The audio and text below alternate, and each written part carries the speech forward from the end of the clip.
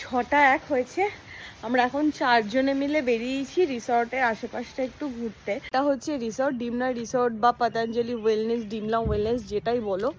তো পিছন দিকে পাহাড় দেখা যাচ্ছে দেখো, আর আমরা এখন যাচ্ছি সামনের দিকে। এইখান দিয়ে পুরো সূর্যমুখী হয়ে রয়েছে, যেটা ব্যাপক লাগছে। প্রথমে ঢোকার সময় আমি একটু টানাটানা করছিলাম, আমার খুব একটা পছন্দ ছিল না, বাট এসে প্রপার্টিটা দেখে আর আশেপাশের ভিউ দেখে ব্যাপক। আর সব থেকে যেটা মন খুশ হয়ে গেছে আজকে দেখে, সেটা হচ্ছে আজকের ওয়েদারটা জাস্ট ব্যাপক। এখন যাচ্ছি হচ্ছে ডিমনা লেক, যেটা আমাদের রিসর্টের পেছন দিকটাই আছে। তো প্রথমে ভেবেছিলাম ওটা কালকে করব, কিন্তু কালকে পর্যন্ত আর ফেলে রাখতে পারিনি, ওয়েট করতে পারিনি। তো আজকেই যাচ্ছি ডিমনা লেক দেখতে। কতদিন পরে চাপা কল দেখলাম। আমি করবো। জল পড়ছে না কেন? জল নেই মনে হয়, জল পড়ছে না, জল নেই। কি সুন্দর না রাস্তাঘাটগুলো, মাটির রাস্তা, দেখো দিকটা পুরো। কত কিছু দেখছি, ওখানে চাপা কল, এখানে পাতকুয়ো। এই পাতকুয়াটা দেখলি ওই এই মুভিটার ছড়ির কথাটা মনে পড়ছে আমার।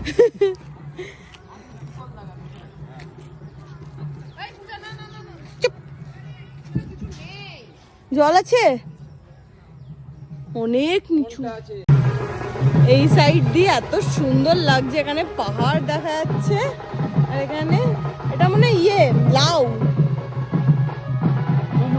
সামনে মনে বিয়ে ফিয়ে কিছু হচ্ছে।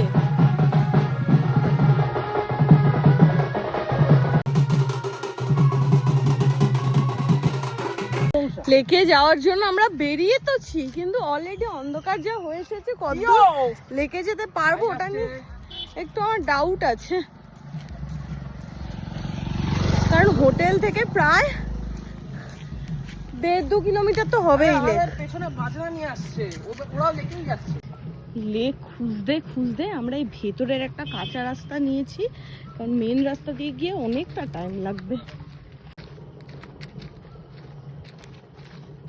এই সরু রাস্তাটা দিয়ে এখন যাবো।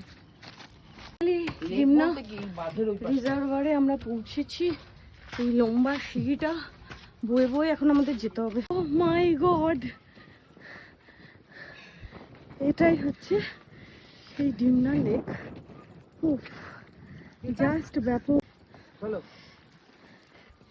আকাশেও হালকা হালকা মেঘ আছে, যাতে আরো ব্যাপক লাগছে হাওয়াটা। উফ।